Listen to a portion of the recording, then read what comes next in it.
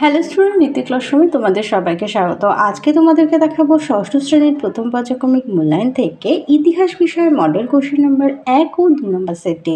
তাহলে চলো আর দেরি না করে এবার দেখে নিই। প্রথমেই দিয়েছে এক দাগে সঠিক উত্তরটি নির্বাচন করো। 1 আদিম মানুষের প্রথম হাতিয়ার ছিল, উত্তরটি হবে ভোঁতা পাথর। 2 দাগ শস্য পেশায়ের মতো জাতা পাওয়া গেছে উত্তরপ্রদেশের, অপশন সি দাগ সরাই নহর রাইতে। 3 দাগে দেখো মেহেরগড় সভ্যতার আবিষ্কারে যা ফ্রাঁসোয়া জার্ডিসকে সাহায্য করেন, উত্তরটি হবে অপশন ডি দাগ রিচার্ড মেডো। চলে যাই 2 দাগে, এক কথায় উত্তর দাও। 2-1 প্রথম কোন পর্বের মানুষ পাথরকে অস্ত্র হিসেবে ব্যবহার করত, তোটি হবে হোমো হ্যাবিলিস। 2 দাগ লুসের কঙ্কাল আফ্রিকার কোথায় পাওয়া গিয়েছিল, উত্তরটি হবে ইথিওপিয়ার হাদার নামক স্থানে। 3 দাগ হরপ্পা কেন্দ্রটি কবে আবিষ্কৃত হয়, 1911। 4 দাগে আছে হরপ্পা লিপির অন্যতম বৈশিষ্ট্য কী ছিল, এটা হবে বর্ণমালাবিহীন এবং সাংকেতিক লিপি। 3 দাগে দেখো শূন্যস্থান পূরণ। 3-1 আদিম মানুষের জীবনের প্রথম গুরুত্বপূর্ণ আবিষ্কার হলো আগুন। 2 দাগ হরপ্পার নগরগুলির উঁচু এলাকা সিটাডেল নামে পরিচিত। চলে যায় 4 দাগে ঠিক না ভুল নির্ণয় করো। 4-1 এর থেকে বিবর্তিত হওয়া প্রথম মানুষের নাম হোমো ইরেক্টাস, এটা ভুল। 2 দাগে আছে হরপ্পার নগর সভ্যতাকে ভারতের প্রথম নগরায়ন বলা হয়, এটা ঠিক। চলে যাই 5 দাগে, 3-4টে বাক্যে উত্তর দাও। এখানে প্রতিটি প্রশ্নের মান থাকবে 2 করে। 5-1 আছে হোমো হ্যাবিলিস অর্থাৎ দক্ষ মানুষদের দুটো বৈশিষ্ট্য উল্লেখ করো। তোমাদের পাঠ্য বইয়ে দেখো 18 পেজে আছে। এরা ছিল আনুমানিক 26 লক্ষ থেকে 17 লক্ষ বছর আগে। এরা দলবদ্ধভাবে থাকতো, হাঁটতে পারত, ফলমূলের পাশাপাশি এরা সম্ভবত কাঁচা মাংস খেত। আর এরাই প্রথম পাথরকে অস্ত্র হিসেবে ব্যবহার করে একটা পাথর দিয়ে আরেকটা পাথরকে জোরে আঘাত করে পাথরের অস্ত্র বানাতো। পরের প্রশ্ন দেখো, নতুন পাথরের যুগের মানুষ কোন কোন দিক থেকে নতুন ছিল। নতুন পাথরের যুগের মানুষ অনেক ক্ষেত্রেই নতুন ছিল। যেমন দেখো 1 এই যুগের পাথরের হাতিয়ারগুলো ছিল আগের থেকে আরও উন্নত। 2 এই যুগের মানুষ কৃষিকাজ শিখেছিল, তারা নিজেদের খাদ্য উৎপাদন করতে শিখেছিল। 3 তারা যাযাবর জীবনযাপন ছেড়ে চাষের ক্ষেতের পাশে স্থায়ী বসতি গড়ে তুলেছিল। পরের প্রশ্ন দেখো 3 দাগে হরপ্পা সভ্যতাকে প্রায় ইতিহাস যুগের সভ্যতা বলা হয় কেন। প্রায় ইতিহাস যুগ বলতে সেই সময়কে বোঝায় যে সময়ের মানুষ লিখতে শিখেছে বা লিপির ব্যবহার শিখেছে। হরপ্পা সভ্যতাকে প্রায় ইতিহাস যুগের সভ্যতা বলা হয় কারণ হরপ্পা সভ্যতার মানুষ লিখতে জানতো। তবে হরপ্পা সভ্যতার লিপি আজও পড়া সম্ভব হয়নি। তবে এই লিপিগুলোর সঙ্গে ব্রাহ্মী ও খরষ্ঠী লিপির মিল আছে, ডান থেকে বামে এগুলো লেখা হতো। 4 দাগে চলে যায়, সিন্ধু সভ্যতার বিলুপ্তির প্রধান 2টি কারণ উল্লেখ করো। উত্তরটি দেখো, বিশাল ও বৈচিত্র্যময় হরপ্পা সভ্যতার খ্রিস্টপূর্ব 1750 অব্দের পর থেকেই অবনতি ঘটতে থাকে। যেমন দেখো হরপ্পা সভ্যতার অবনতির কারণ যেমন বন্যা, সিন্ধু নদীর বন্যার ফলে হরপ্পা সভ্যতার অবনতি ঘটে।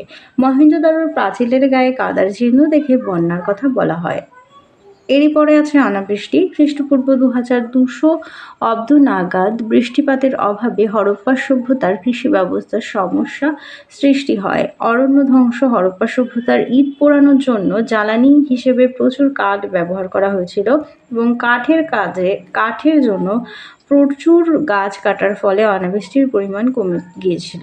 আর অর্থসামাজিক অবনতি, খ্রিস্টপূর্ব 1900 অব্দের পর ব্যবসা বাণিজ্যের অবনতি এবং নগর শাসন ব্যবস্থার দুর্বলতা হরপ্পা সভ্যতার অবনতির অন্যতম কারণ ছিল। 6 বলেছে নিচের প্রশ্নগুলোর উত্তর দাও। 1 দাবানল কাকে বলে। আর আগুনের আবিষ্কার আদিম মানুষের জীবনযাত্রার কী কী পরিবর্তন এনেছিল। বনে লাগা আগুনকেই দাবানল বলা হয়। বনে গাছের ডালে ডালে ঘষা লেগে আগুন জ্বলে ওঠে, দাবানল সৃষ্টি করে। আদিম মানুষ আগুন জ্বালাতে শেখার আগে দাবানলের আগুনকেই সংগ্রহ করে কাজ চালাতো। এটির সাথে ছিল আগুনের আবিষ্কার আদিম মানুষের জীবনযাত্রার কি কি পরিবর্তন এনেছিল।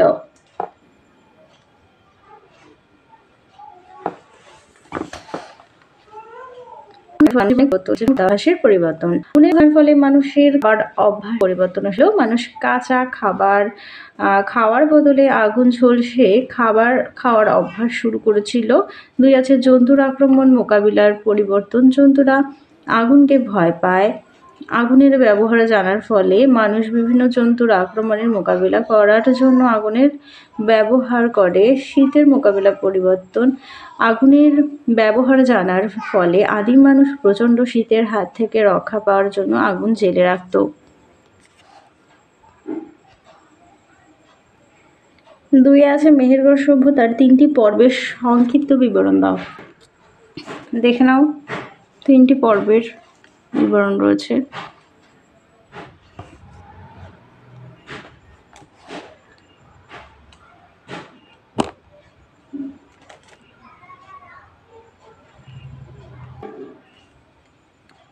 চলে যাই 7 দাগে। 7-এর 1 ভারতীয় উপমহাদেশে পুরনো পাথরের যুগের মানুষের জীবনযাত্রার পরিচয় দাও।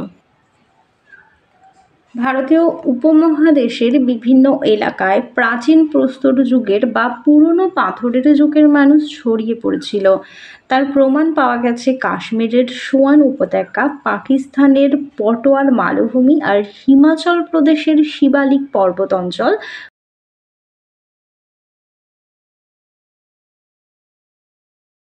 কর্ণাটকের হুঞ্জকি উপত্যকা, রাজস্থানের দিদওয়ালা, মহারাষ্ট্রের নেভাসা আর মধ্যপ্রদেশের নর্দমা উপত্যকা প্রভৃতি অঞ্চলে। হাতিয়ারের ব্যবহার। পুরনো পাথরের যুগের মানুষের হাতিয়ারগুলোই বেশিরভাগই ছিল হাতকুঠার ও চাপার জাতীয় হাতিয়ার। বেশিরভাগ হাতিয়ার ভারী নুড়ি পাথর দিয়ে তৈরি করা হতো।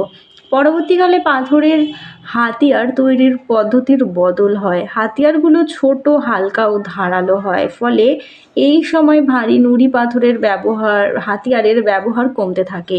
পুরনো পাথরের যুগের মাঝের পর্বে প্রধান হাতিয়ার ছিল ছুরি। এই ছুরি জাতীয় হাতিয়ারের ব্যবহার পুরনো পাথরের যুগের শেষ পর্যন্ত চলেছিল।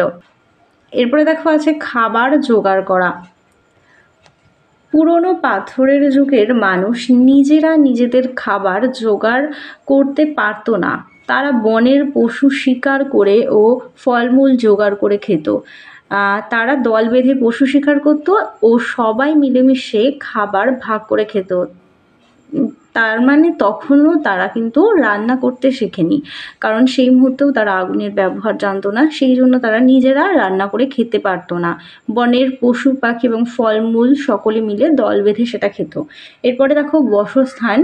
পুরনো পাথরের যুগের মানুষ কোনো এক জায়গায় পাকাপাকি বসতি গড়ে তোলেনি।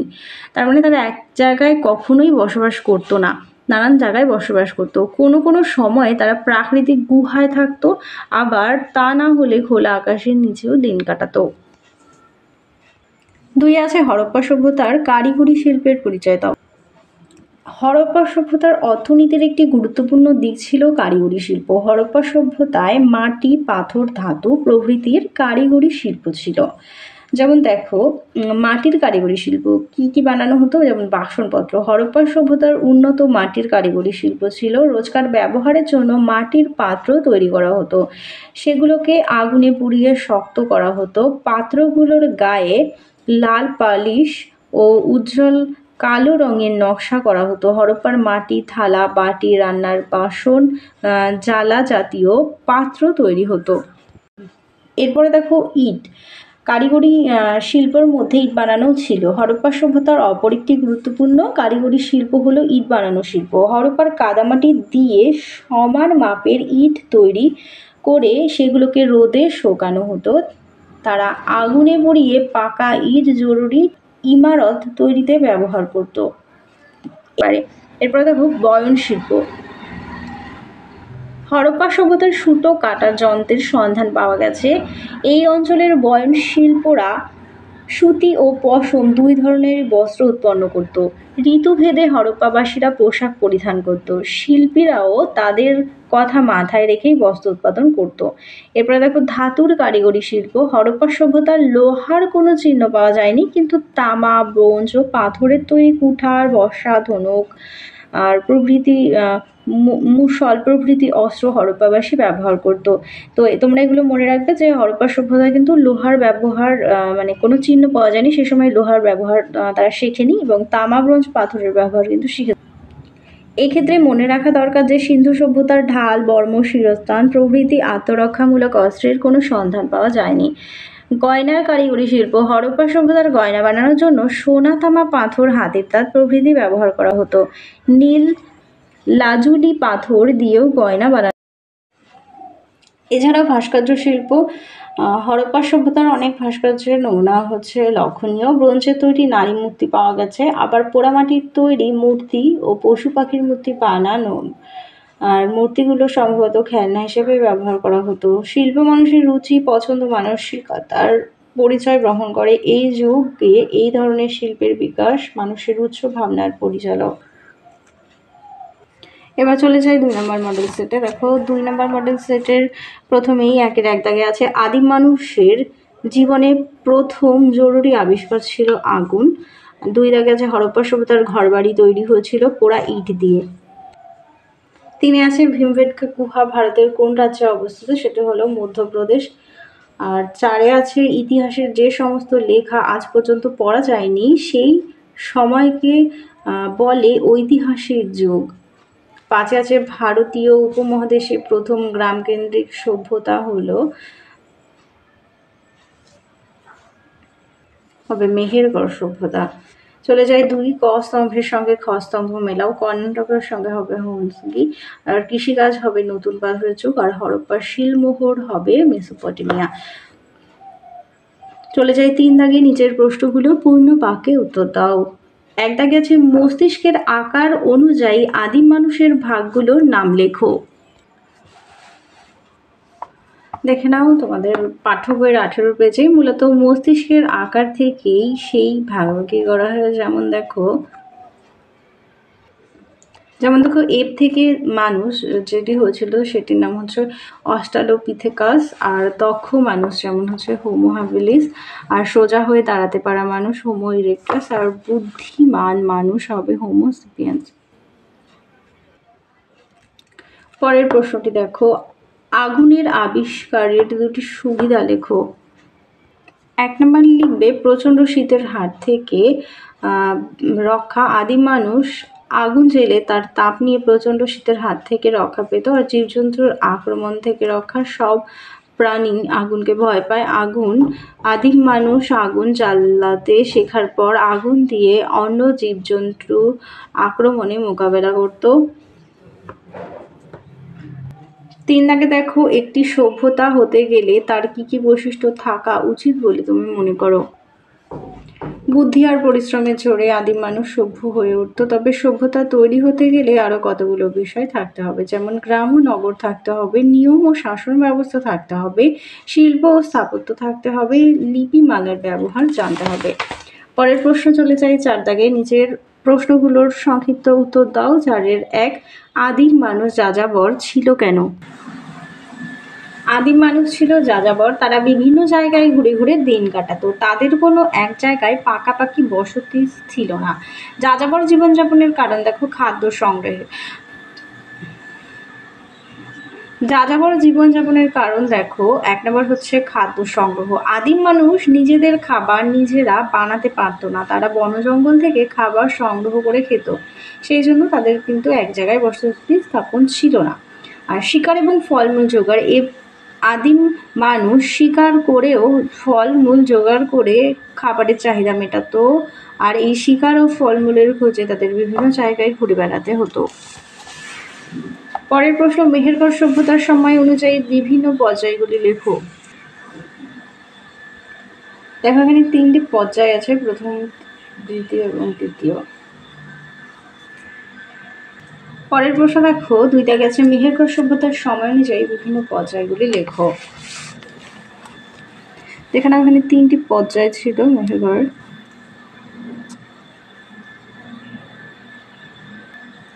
পরের প্রশ্ন দেখো, কে কত সালে মহেঞ্জোদারো সভ্যতা আবিষ্কার করেন? 1922 খ্রিস্টাব্দে রাখাল দাস বন্দ্যোপাধ্যায়।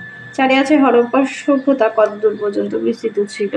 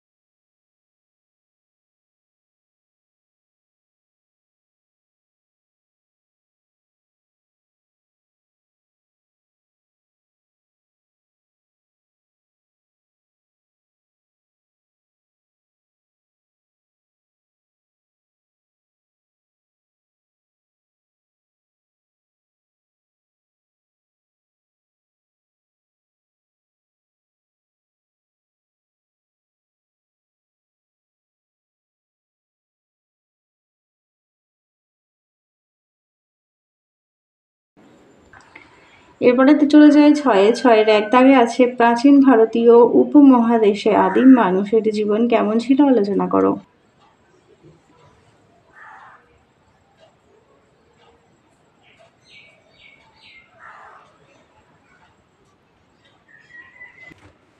পরের প্রশ্ন দেখো, হরপ্পা সভ্যতার নগর পরিকল্পনা কেমন ছিল আলোচনা করো।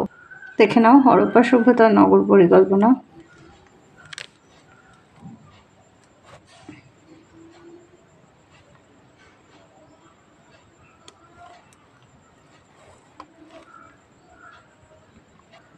তোমাদের 2 নম্বরেরও প্রশ্ন আসতে পারে যে হরপ্পা সভ্যতার স্নানাগারের বর্ণনা দাও, শস্যাগারের বর্ণনা দাও, এসবে 2 নম্বরেরও আসতে পারে, তাই এটা ভালো করে পড়ে নিও। তাহলে তোমাদের 2 নম্বর পর্যন্ত মডেল সেটটি সমাধান করে দিলাম। আবারও পরের সেটটি নিয়ে খুব তাড়াতাড়ি দেখা হচ্ছে।